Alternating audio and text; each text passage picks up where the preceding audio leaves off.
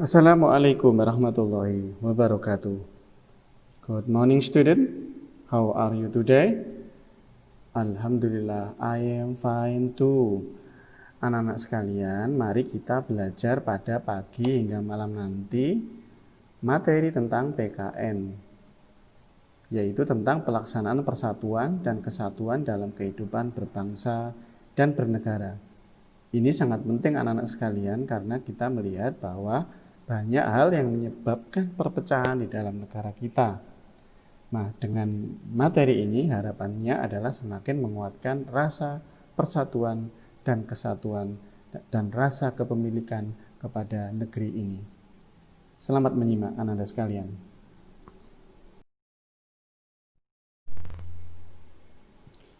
Pada pembahasan sebelumnya telah diulas bahwa kehidupan keluarga dan masyarakat dalam sebuah kota atau kabupaten atau provinsi akan membentuk kehidupan bernegara. Pada hakikatnya, kehidupan berbangsa dan bernegara dibangun dari kehidupan keluarga. Mari kita pelajari kembali pelaksanaan semangat persatuan dan kesatuan dalam lingkungan yang pertama, yaitu persatuan dan kesatuan di lingkungan keluarga. Kita tentu merasa nyaman tinggal di rumah yang anggota keluarganya bersatu. Menikmati hidup tenang, damai, dan nyaman adalah salah satu manfaat adanya persatuan dan kesatuan di rumah. Coba bayangkan, jika keluargamu tidak rukun, pasti kalian merasa tidak nyaman dan terganggu.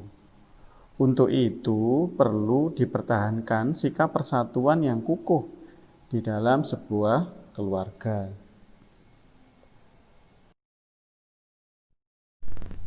Sikap persatuan di lingkungan tempat tinggal juga diperlukan. Tetangga adalah orang terdekat yang akan membantu saat kita membutuhkan bantuan. Jika keluarga kita sedang menghadapi musibah, tetanggalah yang akan memberikan bantuan pertama kali. Bagaimana jika hubungan dengan tetangga kita tidak harmonis? Tentu saja suasana di lingkungan tempat tinggal menjadi tidak nyaman. Nah, oleh karena itu perlu disadari bahwa sikap saling menghargai, tolong menolong, dan saling menghormati antar tetangga adalah kunci utama terciptanya persatuan. Apakah semangat persatuan dan kesatuan sudah diterapkan di lingkungan keluarga dan tetangga kalian? Berikut sikap persatuan dan kesatuan yang sebaiknya kamu terapkan di lingkungan rumahmu. Yang pertama, bekerja sama membersihkan rumah. Yang kedua, membantu adik mengerjakan PR. Yang ketiga, saling menghormati antar anggota keluarga. Dan yang lain, misalnya saja menyapa tetangga saat berpapasan, gotong royong menjaga kebersihan. Nah, masih banyak juga yang lain.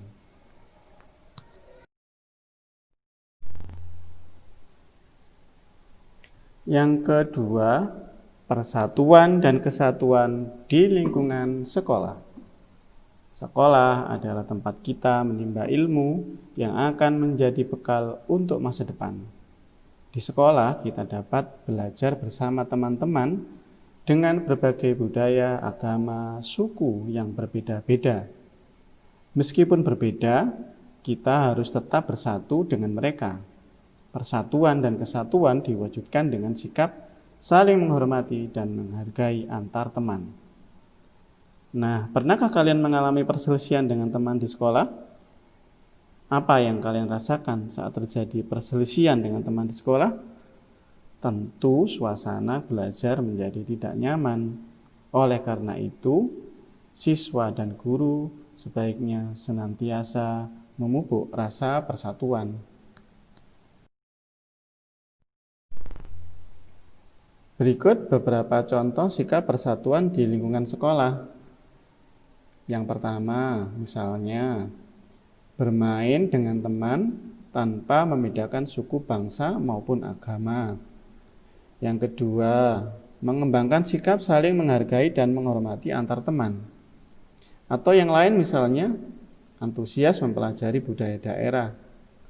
Atau yang lain adalah menghargai pendapat teman saat berdiskusi. Dan yang lain-lain tentunya. Yang ketiga, tentang persatuan dan kesatuan dalam berbangsa dan bernegara.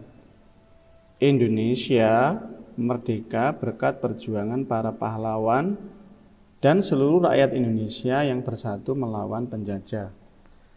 Sebagai generasi muda, kita bertanggung jawab mengisi kemerdekaan dengan semangat persatuan. Persatuan membuat bangsa Indonesia kuat sehingga tidak mudah dijajah kembali. Persatuan juga dapat mencegah munculnya gangguan dan tantangan dari dalam maupun luar negeri yang dapat merusak keutuhan bangsa Indonesia. Contoh sikap persatuan yang sebaiknya kita terapkan dalam kehidupan berbangsa dan bernegara adalah sebagai berikut. 1. Misalnya, saling menghormati dan menghargai antar warga masyarakat. Yang kedua, misalnya, mengembangkan perasaan sebagai bangsa yang satu meskipun memiliki suku, budaya, atau agama yang berbeda.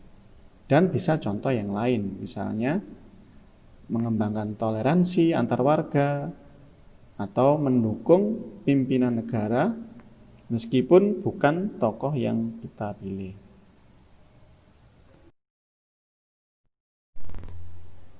Selanjutnya adalah landasan hukum, persatuan, dan kesatuan bangsa. Sikap persatuan dan kesatuan yang dimiliki bangsa Indonesia dilandasi oleh semboyan Bhinneka Tunggal Ika.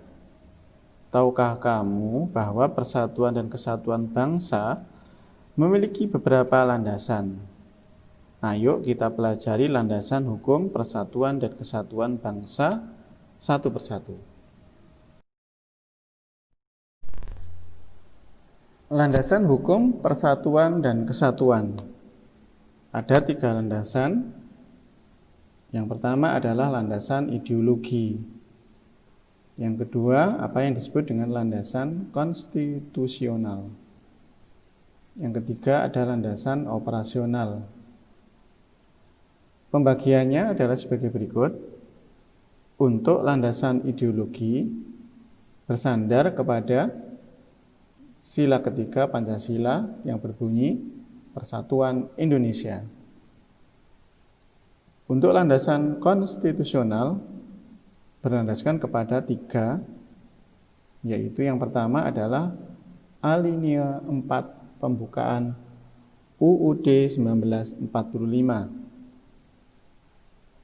Sandaran yang kedua adalah UUD 1945 pasal 1 ayat 1. Dan landasan konstitusional yang ketiga adalah UUD 1945 pasal 30 ayat 1. Sedangkan satu landasan operasional adalah garis-garis besar haluan negara atau disingkat dengan GBHN. Nah, penjelasan dari landasan-landasan ini akan kita bahas berikut. Landasan ideologi atau falsafah persatuan dan kesatuan bangsa adalah sila ketiga Pancasila yang berbunyi Persatuan Indonesia.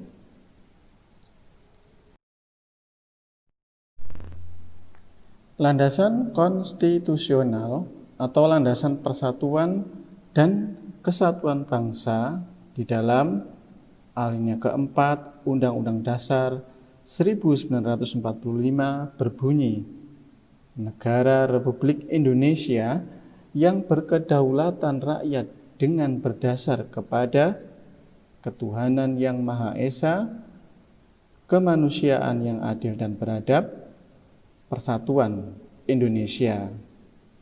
Ini adalah landasan konstitusional dari persatuan dan kesatuan bangsa.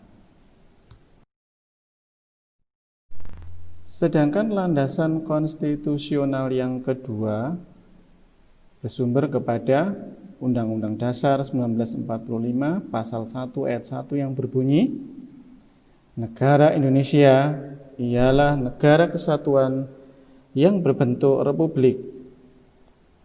Sedangkan landasan konstitusional yang ketiga, Persatuan dan Kesatuan, dilandasi pada UUD 1945 Pasal 30 Ayat 1 yang berbunyi, tiap-tiap warga negara berhak dan wajib ikut serta dalam usaha pertahanan dan keamanan negara.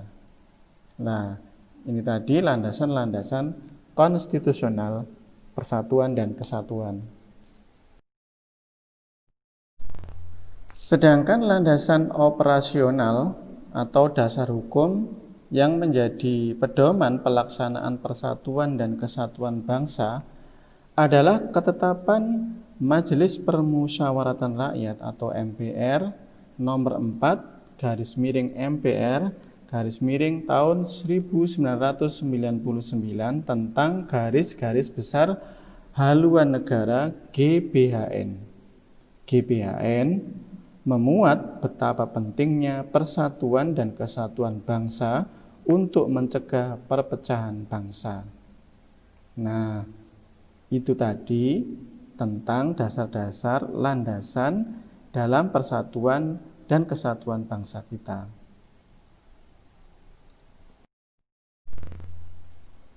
Anda sekalian, kita sudah sampai di penghujung materi. Kesimpulannya adalah, mari kita jaga rasa persatuan di keluarga, di masyarakat, dan bernegara. Karena persatuan dan kesatuan ini sangatlah mahal harganya. Don't forget pray on time, don't forget obey your parents, don't forget reading of Holy Quran, don't forget study hard and be careful. Assalamualaikum warahmatullahi wabarakatuh.